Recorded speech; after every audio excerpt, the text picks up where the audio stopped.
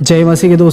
दोस्तों मसीह में रहते हुए मुझे और आपको एक बात की ओर ध्यान देना बहुत ही ज़रूरी है कि एक ऐसा भी पाप है जिस पाप को करने के द्वारा एक मसीही व्यक्ति भी नरक तक पहुंच सकता है। अगर उस पाप में आज तक कोई भी व्यक्ति है जो कि प्रभु को जानने वाला और उसे पता नहीं होगा कि यह पाप मुझे और आपको नरक तक ले जा सकता है, यह बात अलग होती है। परंतु अगर आप और मैं एक ऐसे विश्वासी होते हैं, एक ऐसे मसीही होते हैं कि आपको और मुझे वचनों की नॉलेज है, मैं और आप वचनों को जानते हैं, परंतु फिर भी मैं और आप उस पाप में लिप्त रहते हैं, तो एक बात ध्यान दीजिएगा कि ऐसे मसीही भाई बहनों के लिए स्वर्ग है ही नहीं, क्योंकि परमेश्वर एक ऐसा भी पाप है जिससे बहुत ही घृणा करता है। परमेश्वर उस पाप से इतनी नफरत करता है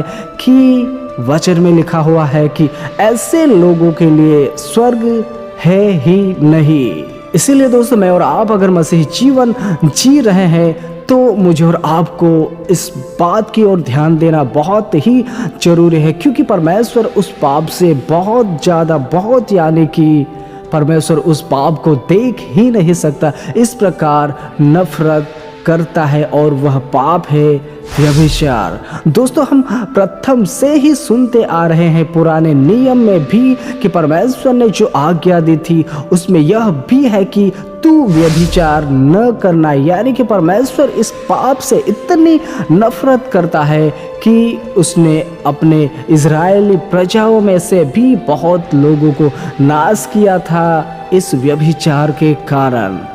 क्योंकि दोस्तों, हम देखते हैं आज के इस वर्तमान समय में भी कि यह जो व्यभिचार है यह प्रभु को ना जानने वाले लोगों में, जैसे कि अन्य जातियों में, मुझे और आपको ज़्यादातर देखने को मिलता है कि बहुत सारे लोग जो रहते हैं इस पाप में लिप्त रहते हैं, जिनकी शादी हो चुकी होती है उनका भी बाहर किसी और के साथ अफेयर जैसी चीज़ भी मुझे और आपको देखने को मालूम होती है। मैं और आप सुनते हैं, देखते हैं, और हम ऐसे जगह पर भी अगर नौकरी भी करते हैं, कहीं पर भी, चाहे कंपनी हो या किसी और भी जगह पर, उस जगह पर भी मैं और आप बहुत सी ऐसी व्यभिचार की बातें भी सुनने पाते हैं बहुत से अन्य जाति लोगों के माध्यम से, जो कि प्रभु को ना जानने के कारण उनका जीवन वैसा रहता है। उन लोगों को पता नहीं रहता है कि व्यभिचार एक सबसे बड़ा पाप जिससे कि परमेश्वर घृणा करता है, उन लोगों को पता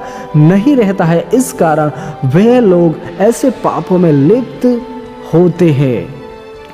परंतु दोस्तों, दुख की बात यह है कि आज भी मसीही लोगों में भी ऐसी बातों को मैं और आप सुनने पाते हैं, जो कि वचनों को ज़्यादातर ना जानते हो, जो कि परमेश्वर के संगति में ज़्यादातर ना रहते हो, उन लोगों के मध्य में भी ऐसी बातों को मैं और आप सुनने पाते हैं। दोस्तों, एक बात ध्यान दीजिएगा कि अगर मैं और आप एक नए भी मसीही भाई बहन हैं, तो अगर मैं और आप ऐसे बंधनों में फंसे हुए होंगे, यानी कि आपने प्रभु को ग्रहण किया होगा और उसके बाद भी आपका जीवन जो है वह गलत मार्गों की और, यानी कि ऐसी चीज़ों की ओर, व्यभिचार की ओर जो कि ले जाती है, ऐसी चीज़ों की ओर आपका और मेरा जीवन अभी भी ग्रस्त है, तो मुझे और आपको पश्चाताप करके परमेश्वर को हमारे जीवन को सौंप देने की ज़रूरत है। क्योंकि दोस्तों, परमेश्वर का वचन ही हमें सिखाता है कि और पाप जो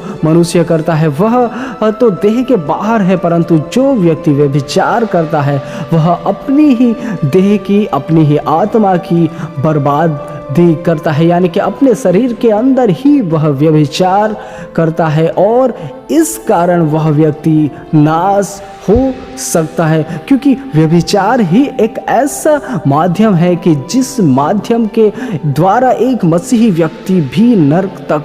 पहुंच सकता है। इसलिए मुझे और आपको सावधान रहना है इस बात को लेकर, क्योंकि आज के इस वर्तमान समय में एक मसीही व्यक्ति भी जो कमज़ोर रहता है, उससे इस बात की जानकारी ना रहने के कारण उनका जीवन ऐसे कामों में लिप्त भी रह सकता है। और दोस्तों परमेश्वर का वचन ही मुझे और आपको सिखाता है, समझाता है कि अगर और पाप उनकी बात अलग होती है, परंतु जो व्यक्ति व्यभिचार करता है, जो व्यक्ति व्यभिचार में फंसा रहता है, वह अपने देह के विरुद्ध ही कार्य करता है। यानी कि एक तरफ से देखा जाए तो वह अपनी देह को, अपनी आत्मा को, अपने प्राण को नाश की ओर ले जाता है। और सबसे ज़्यादा जो बात है, सबसे ज़्यादा बड़ा हथियार जिसे शैतान आज के इस वर्तमान समय में भी मसीही लोगों में भी उपयोग करने की कोशिश करता है, और वह है व्यभिचार। मैंने और आपने बहुत सी ऐसी बातें भी सुनी होंगी कि बहुत से ऐसे सेवक भी इस पाप में फंसकर अपनी लाइफ को, अपनी मिनिस्ट्री को भी बर्बाद कर दिया। बहुत सारे आपने ऐसे केसेस भी सुने होंगे, और यह सच भी होता है, क्योंकि अगर भूल से भी एक मसीही व्यक्ति व्यभिचार के पाप में फंस जाता है तो उसका बर्बाद होना तय होता है। चाहे वह व्यक्ति सेवक हो, चाहे आम मसीही व्यक्ति भी क्यों ना हो, उन तमाम की लाइफ जो है वह बर्बाद हो जाती है। यानी कि एक तरफ से देखें तो अगर हमारा लाइफ ऐसा रहता है या फिर हम उस डगर पर चल रहे होते हैं तो हमारा नरक जाना तय होता है। अगर मैं और आप जानते हैं कि यह परमेश्वर को प्रसन्न नहीं है, परमेश्वर इससे घृणा करता है, परमेश्वर इससे नफरत करता है, और फिर भी मैं और आप हर पल हर वक्त इस पाप को करते ही रहते हैं,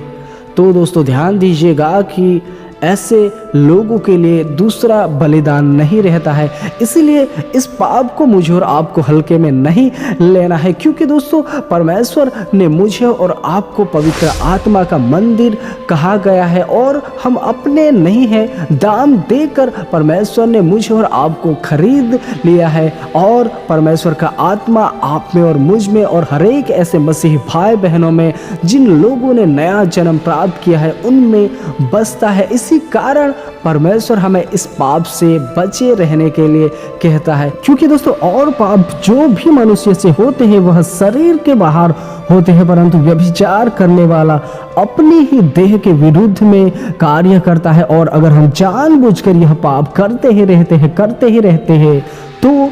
आपके लिए और मेरे लिए कोई भी दूसरा बलिदान नहीं रहता है, और ऐसे लोगों के लिए स्वर्ग भी नहीं है। दोस्तों एक बात ध्यान दीजिएगा कि वचन तो मुझे और आपको यह भी सिखाता है कि ना ही अन्यायी, ना ही व्यभिचारी, ना ही पर स्त्रीगामी, ना ही पुरुषगामी, कोई भी अन्य ऐसे जो काम करता है, जो कि व्यभिचार भी जैसे कि और भी काम है, ऐसे लोगों के लिए स्वर्ग नहीं है। और सबसे बड़ा पाप जो कि परमेश्वर के नजर में है वह व्यभिचार है। इसलिए जितना भी हो सके मुझे और आपको इस पाप से